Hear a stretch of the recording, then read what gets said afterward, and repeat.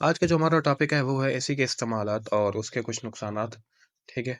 कहाँ क्योंकि गर्मियाँ हैं, गर्मियों में ज़्यादातर लोग एसी इस्तेमाल करते हैं, तो जानते हैं कि ये किस तरह अगर एक प्रॉपर तरीके से इस्तेमाल ना किया जाए तो ये हमारे लिए नुकसानदेह साबित हो सकता है। तो लिहाज़ा अगर एसी का इसके नुकसानात के बारे में बात करें हम, तो इसमें सबसे पहले नंबर 1 पे आ जाता है कुछ एलर्जीज़ और इसके अलावा कुछ इन्फेक्शंस वगैरह साथ में आ जाते हैं। ठीक है?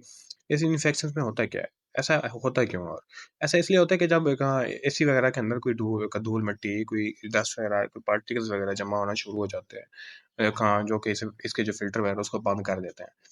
और जब हम कहाँ चलाने लगते हैं, तो ये फिर यही बैक्टीरिया और एलर्जेंस वगैरह उसी हवा के रास्ते, एसी की हवा के रास्ते, वो हमारे तक पहुँचना शुरू हो जाते हैं।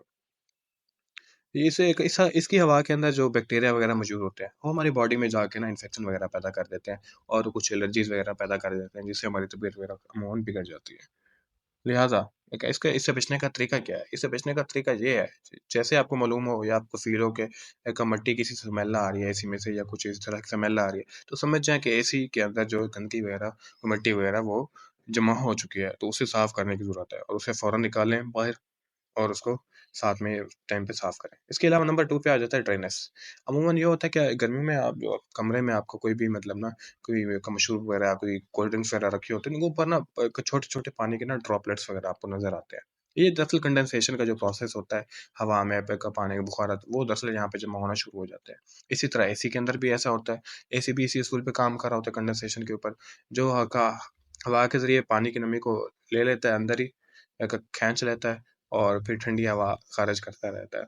लेकिन चूँकि ये ड्राइनेस से होता है ड्राई होती है हवा, तो ये हमारी बॉडी के ऊपर भी ड्राइनेस वग़ैरह पैदा करता है और साथ में कुछ चेस्ट इन्फेक्शन, फेफड़ों के इन्फेक्शन वग़ैरह भी इसमें पैदा होते रहते हैं और लिहाज़ा बचने के तरीके यही हैं, इसको साफ़ किया जाए। इसके अलावा आता है डिहाइड्रेटेड। डिहाइड्रेटेड इसमें क्या होता है?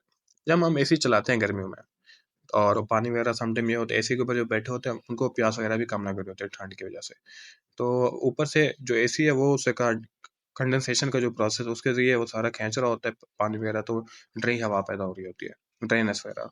तो जिससे क्या होता है अमूमन डिहाइड्रेशन वगैरह पैदा होती रहती है। लेकिन इसको यूज़ करने का प्रॉपर तरीका है, इसको देखो ज़्यादा लो टेम्परेचर पे ना चलाएँ और पानी का इस्तेमाल ज़्यादा से ज़्यादा करें ताकि हार्मफुल इफ़ेक्ट्स हैं जो इसके, उनसे बचा जा सके।